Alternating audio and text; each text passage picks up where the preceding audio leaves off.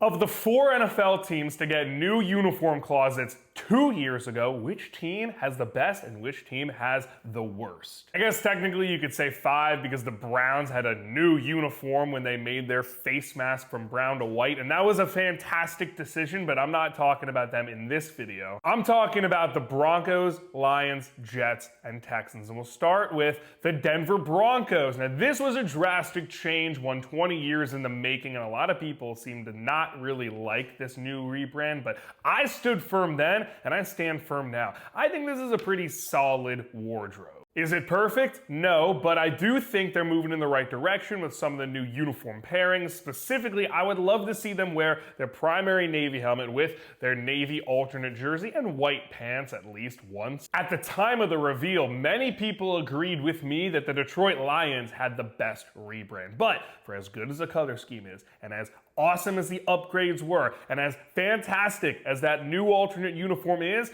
we need to see the Lions change up their primary uniform set. I'm specifically talking about those blueberry uniforms that they always wear at home. Instead, they need to take the silver pants and pair them with the blue jersey. That combination has only been worn twice by the team, one including in the preseason. This is a vastly better look and would elevate the uniform closet as a whole. The Houston Texans had their biggest uniform overhaul in franchise history, and for the most part, I like it. Again, not perfect. A couple tweaks I'd like to see them do, add a little more white to their battle red uniforms. I'm not sure if I'm exactly a fan of the curled horn along the shoulder plate, but again, I think this is a fine look overall, and I'm excited to see what their rivalry's uniform could look like at the end of the summer. The New York Jets, I don't really think this is a bad uniform set, but I always caution about teams taking their old look and making it their primary. If you make the throwbacks permanent, you risk ruining how you feel about those throwbacks. The throwbacks have the potential to be a nice, exclusive,